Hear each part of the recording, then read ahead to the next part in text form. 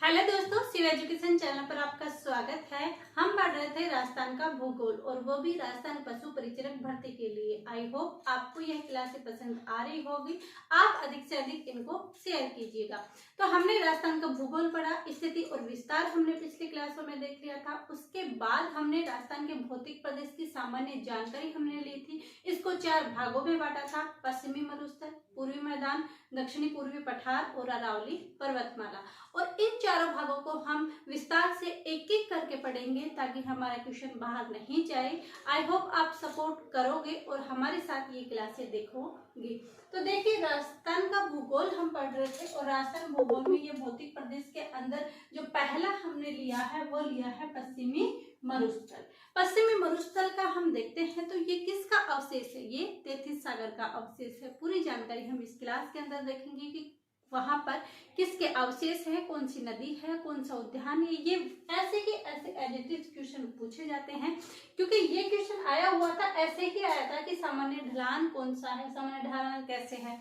तो ये क्वेश्चन आए थे। तो आप इन चीजों को अच्छे से ध्यान से देखना क्योंकि पहले से एग्जामिनर आता था कि क्वेश्चन डायरेक्ट दे देता था, लेकिन अब कंपटीशन का लेवल बढ़ चुका है और क्वेश्चन भी बहुत अच्छे अच्छे आते हैं। तो ये बात मत सोच के रह जाना कि 10th क्लास तक का लेवल है तो एग्जाम ऐसे आएगा। आरएस एग्जाम भी होती है, उसके अंदर जब प्री पेपर करवाया जाता है वो भी 10th लेवल का ही होता है, उसमें ज्यादा हार्ड नहीं दिया जाता। फिर भी उसमें कुछ सिलेक्टेड बच्चे ही सिलेक्ट हो पाते हैं क्योंकि 10th क्लास का लेवल कोई ऐसे नहीं है कि नॉर्मल है, काफी कुछ यहाँ तक बेसिक नॉलेज बहुत सारी आ जाती है। तो चलिए स्टार्ट करते हैं हम आज की क्लास को। तो देखिए, पश्चिमी मरुस्थल है, वहां पर वर्षा कैसे होगी? हमने बोला था कि अरावली पर्वतमाला की धर कितना है, 50 सेंटीमीटर और फिर आगे है 25 और 50 सेंटीमीटर हमने वर्षा रेखा की थी। तो वहां पर हमने कहा था, तो यहाँ पर क्या होती है, वर्षा कम होती है। क्या वर्षा कम होती है? तो यहाँ वर्षा कितनी होती है, 20 से 50 सेंटीमीटर, 20 से 50 सेंटीमीटर के मध्य यहाँ पर वर्षा पाई जाती है। क्या पाई जाती है? 20 से 50 सेंटीमीटर क्या पाई जाती है, वर्षा पाई जाती है। फिर है यहाँ पर जो मिट्टी पाई जाती है वो मिट्टी कैसी है? तो ये कैसी मिट्टी है, तैतीस सागर के अवशेष है। जहाँ पर पानी समुद्र के पास मिट्टी होती है वो क्या चिकनी मिट्टी पाई जाएगी? जी नहीं। कौन सी होगी? रेतीली बलुई मिट्टी। रेतीली बलुई मिट्टी से रेतीली भी बोलते हैं, बलुई मिट्टी भी बोलते हैं। रेतीली और बलुई मिट्टी, रेतीली बलुई मिट्टी। और इस रेतीली बलुई मिट्टी को क्या कहा जाता है? और एरडीसोल्स कहा जाता है क्योंकि एग्जाम में आजकल रेतीली बलुई मिट्टी नहीं दिया जाता है बल्कि इंग्लिश वाले वर्ड दिए जाते हैं। तो याद रखना, इसे रेतीली बलुई मिट्टी को क्या कहते हैं? और एरडीसोल्स। आप ओनली एरडीसोल्स भी याद रख लोगे तो इतने नाम आपको याद रखने की आवश्यकता नहीं है। एरडीसोल्स क्या कहा जाता है? इसको एरडीसोल्स कहा जाता है। अब हम यहाँ बात करें तो खनिज, यहाँ पर खनिज कौन से पाए जाते हैं? तो यहाँ पर जो खनिज पाए जाते हैं वो पाए जाते हैं चूना पत्थर और जिप्सम। क्या पाया जाता है? चूना पत्थर और जिप्सम। क्या पाया जाता है यहाँ पर? चूना पत्थर और जिप्सम पाया जाता है। और अगर हम यहाँ के तापमान देखते हैं तो आप देखते हो कि रात का तापमान काफी गिर जाता है, ठंड पड़ती है, सुबह गर्मी पड़ती है, बरसात आते नहीं है, बादल गरजते रहते हैं, बहुत सारे बादल काले हो जाते हैं, घनघोर खूब जोर से गर्जना होती है, पर वहां पर बारिश नहीं होती, बहुत ही कम छींटे वहां पर बारिश के पड़ते हैं। तो तापमान कितना है? तापमान 49 डिग्री, यानी बहुत ज्यादा गर्मी होती है और ठंड भी बहुत पड़ती है, 0.3 सेंटीग्रेड पर वहां पर तापमान रहता है। फिर आता है कि समुद्र तल से औसत ऊंचाई कितनी है? तो समुद्र तल से एवरेज बता रहा है, तो एवरेज कितना है? 150। समुद्र तल से औसत ऊंचाई कितनी है? अगर हमसे पूछा जाए कि समुद्र तल से औसत कितनी ऊंचाई है तो आ जाएगा 150 मीटर। कितना? 150 मीटर। फिर समुद्र तल से सामान्य ऊंचाई क्या पूछा है हमारे से? समुद्र तल से सामान्य ऊंचाई पूछा है। तो 150 हमने क्या बोला? एवरेज बोला। तो इससे कम क्या आ जाएगा? 100 से 200।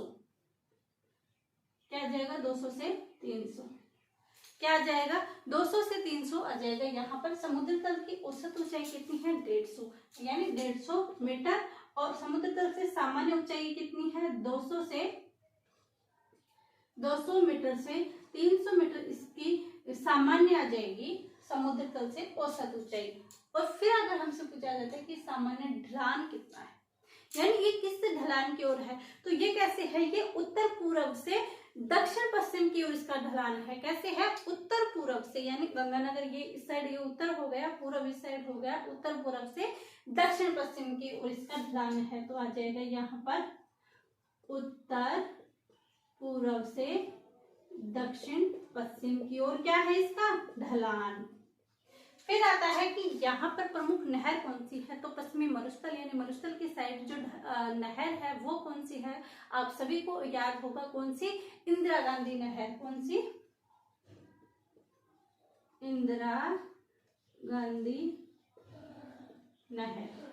इंदिरा गांधी नहर यहाँ पर प्रमुख नहर है। जो यहाँ पर नदी है वो नदी कौन सी है, वो नदी है लूनी नदी। कौन सी नदी है, लूनी नदी है। और नहर कौन सी है, इंदिरा गांधी नहर है। और यहाँ पर जो वन्य जीव अभ्यारण्य है, वन्य जीव अभ्यारण्य कौन सा है, राष्ट्रीय मरु उद्यान। कौन सा है,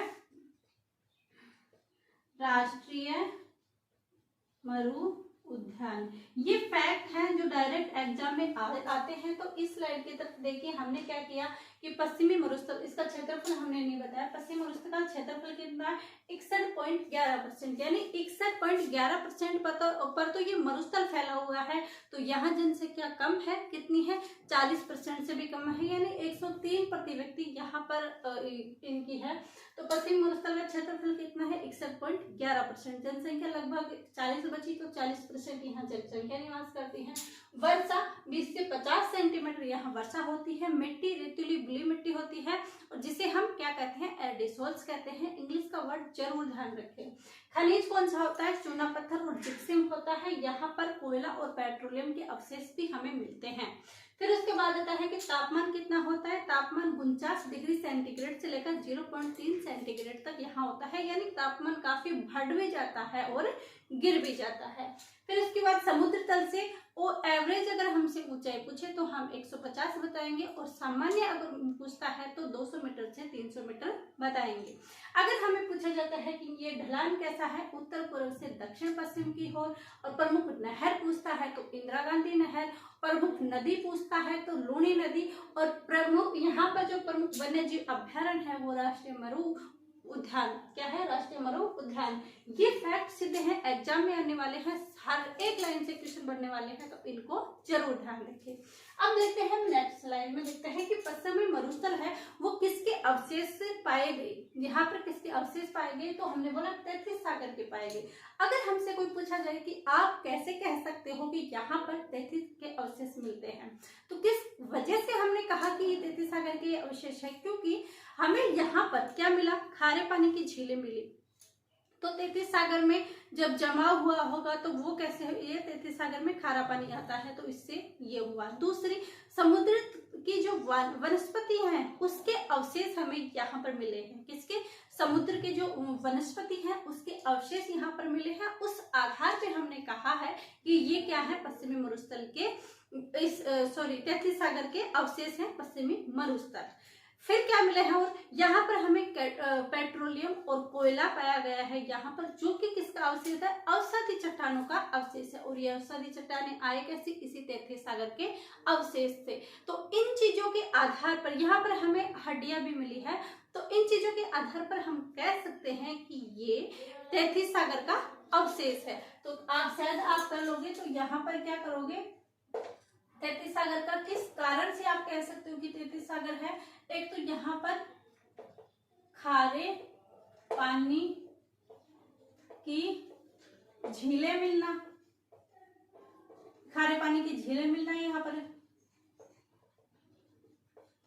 अवसादी चट्टानों का जमाव, अवसादी चट्टानों का जमाव, और कोयला एंड पेट्रोलियम यहाँ पर हमें मिला है। तो इस आधार पर हम कह सकते हैं कि ये जो क्षेत्रीय चीजें हमें यहाँ पर मिली है, तो इस आधार पर हम कह सकते हैं कि ये किसका अवशेष है, ये 33 सागर का अवशेष है। फिर हम पूछते हैं कि ये विश्व के सापेक्ष में किसका हिस्सा है। तो काफी विद्वान मत ऐसे बोलते हैं कि पहले ये अफ्रीका में हुआ था, लेकिन काफी विभाजन के बाद ये आगे होने के बाद यहाँ पर गुजरात और राजस्थान में यहाँ पर आ गया। ये किसका हिस्सा है? ग्रेट आर्कटिक यानी सहारा मरुस्थल का हिस्सा है। किसका? सहारा मरुस्थल का।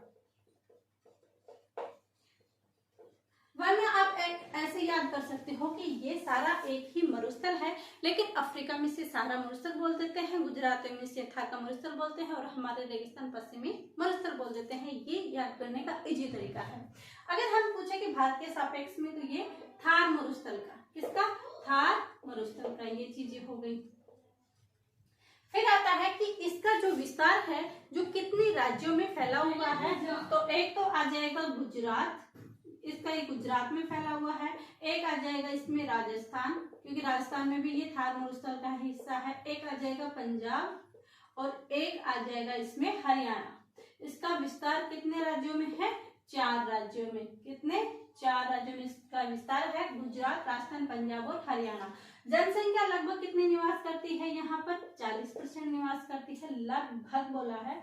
वनस्पति कौन सी है? मरुदिक वनस्पति, कांटेदार वनस्पति और छोटी पत्ती झाड़ीनुमा वनस्पति यहाँ पर पाई जाती है। पानी की कमी होती है, इस वजह से मरुदी वनस्पति, कांटेदार वनस्पति, छोटी झाड़ीनुमा। तो कौन सी वनस्पति का? इन वनस्पतियों का वैज्ञानिक क्या नाम है? जीरोफाइट्स। क्या नाम है? जीरोफाइट्स। एक बात और है कि यहाँ पर पश्चिमी मरुस्थल है, पानी की कमी है, वर्षा बहुत कम होती है, लेकिन कभी वर्षा हो भी जाती है तो यहाँ पर जल्द ही बाढ़ की संभावना हो जाती है। तो वो किस वजह से होती है? क्योंकि आपको पता है कि 2006 के अंदर, 2006 में कहाँ पर आई थी? कवास बाड़मेर में बाढ़ आई थी, कवास बाड़मेर में। और 2012 में कहाँ आई थी? सांचौर और गुडामलानी। सांचौर और गुडामलानी के अंदर आई थी। फिर हमसे पूछा जाए 2022 में, तो 2022 में कहाँ पर आई थी? जोधपुर में बाढ़ आई थी। और अभी आपने करंट में देखा होगा कि 2023 में यहाँ पर बाढ़ आई थी, गंगानगर यानी हनुमानगढ़ और गंगानगर, हनुमानगढ़ और जोधपुर, यहाँ पर क्या आई थी? बाढ़ आई थी। तो बात ये आती है कि यहाँ पर अगर पानी नहीं है, कुछ बरसात होती है, फिर भी यहाँ बाढ़ के कारण क्यों बन जाते हैं? क्योंकि आप एग्जाम्पल देख सकते हैं कि 2006 में कवास बाड़मेर में आई थी, 12 में सांचौर गुडामलेर में आई थी, 2022 में जोधपुर में आई, 2023 में हनुमानगढ़, गंगानगर और जोधपुर में आई थी। इसका कारण ये है कि यहाँ पर हमने पढ़ा था कि चूना पत्थर और जिप्सम है। जैसे ये धरातल है, मानो ये धरातल है और इसके नीचे चूना पत्थर है। क्या है ये? चूना पत्थर है और इसके नीचे जिप्सम की पेटियां, ऐसे प्लेटें लगी हुई है जिप्सम की। जब बारिश होती है तो इस चूने पत्थर के अंदर पानी आता है, इसमें, इस चूना पत्थर के अंदर। तो आपने देखा होगा घरों में अक्सर कली होती है, तब चूना पत्थर में क्या करते हैं? हम बहुत सारा पानी डालते हैं। तो जब पानी डालते हैं तो एक बार तो वो पानी सोख लेता है, क्या? एक बार तो वह पानी सोख लेता है, लेकिन फिर से वो पानी दूसरे दिन हम देखते हैं तो वो बाहर आ जाता है। रीजन क्या है? कि चूना पत्थर पानी सोख के फिर वापस पानी छोड़ देता है, बाहर निकलता है। तो यहाँ से जब ये पानी नीचे आता है तो ये जिप्सम की प्लेट है और जिप्सम के नीचे से पानी नहीं जा सकता और नहीं वो कुछ सोख सकती। तो यहाँ से यहाँ तो जमा हो नहीं पाता, ये वापस बाहर आता है और इसके अंदर जा नहीं पाता जिप्सम की जमाव की वजह से।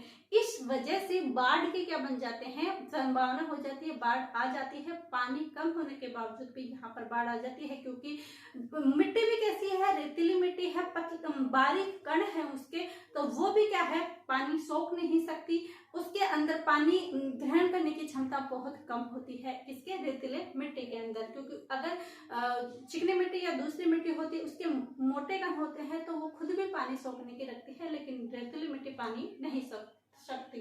इस वजह से क्या है कि चूना पत्थर और जिप्सम की वजह से यहाँ पर पानी अंदर नहीं सोख पाता है और बाढ़ की संभावना हो जाती है। ये एग्जाम्पल आपके सामने है। ये हमने पश्चिमी मरुस्थल पढ़ा पूरा, और इसके अलावा हम कल की क्लास में देखेंगे। यह वीडियो आपको पसंद आता है तो प्लीज अधिक से अधिक शेयर कीजिएगा, लाइक कीजिएगा एंड सब्सक्राइब कीजिएगा। आप सभी का धन्यवाद। Thank you.